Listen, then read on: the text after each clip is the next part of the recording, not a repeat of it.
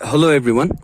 So today also we are continuing with the pronouns, and we are going to discuss today relative pronoun. So what is a relative pronoun and how it is used in a sentence, or we can also join two sentences using relative pronoun, which we are going to discuss in this video. So first of all, relative pronoun. So a relative pronoun is used after a noun to make it clear which person or thing we are talking about. So a relative pronoun is used after a noun to make it clear which person or thing we are talking about. So they represent, so relative pronoun represent the noun that precedes them. That means which comes before them. So relative pronouns are used just after a noun. Okay. So to make it clear which person or thing we are talking about in a sentence, they represent the noun that precedes them. So some of the example of relative pronoun are who, whom, whose, which, that, etc. So these are some of the commonly used relative pronoun. So we use who, whom, whose for people or person, and which and that for things, and also for animals. Okay. So for example, if I write here, I do not know the man, full stop. The man was shouting loudly. So this is a sentence. Two sentences are there, and in the first sentence the man, in the second sentence also the man. So we can remove one man and use relative pronoun to join the sentences. So it will be done like this: I do not know the man who was shouting loudly. So here we have used who. It has done the work of a pronoun also, and it has joined two sentences. Such kind of pronoun is called your relative pronoun. So this is your relative pronoun.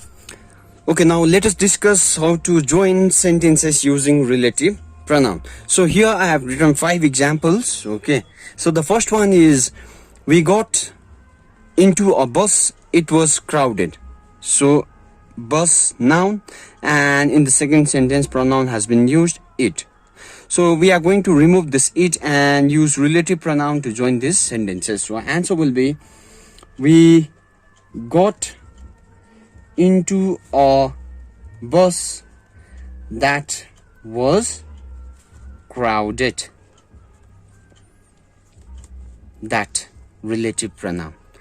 Next one, some children are conscientious, they attain success. So some children. So children in the first sentence, second sentence they has been used. So we are going to remove one and use relative pronoun. So answer will be, some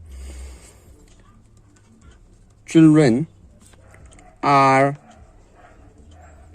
some children who are conscientious attain success. So you have to use relative pronoun near to the noun for which you are using it. So you have to remember, I made a mistake here.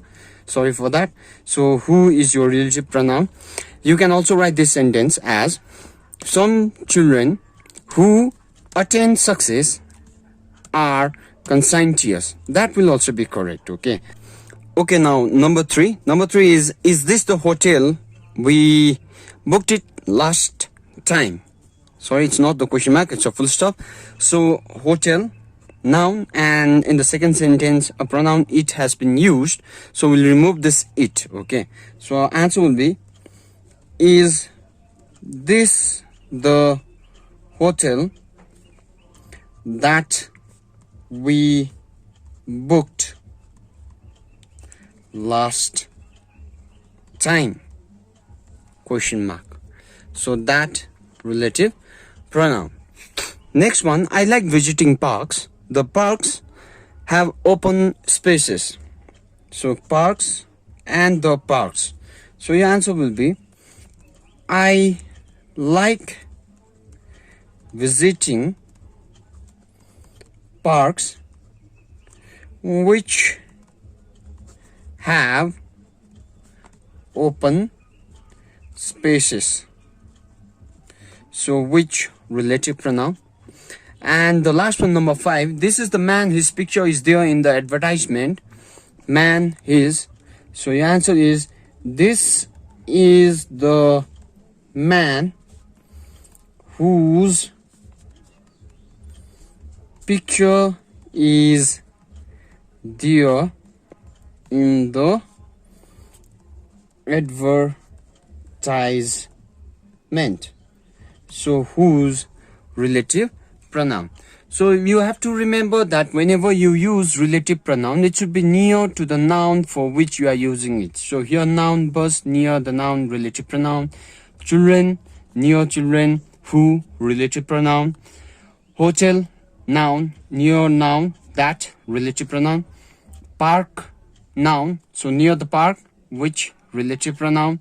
Man, noun, and near this noun we have used whose, relative pronoun. So relative pronoun is used just after a noun to make it clear which person or thing we are talking about in a sentence. So this is your relative pronoun. I hope you have understood something from here. Thank you very much.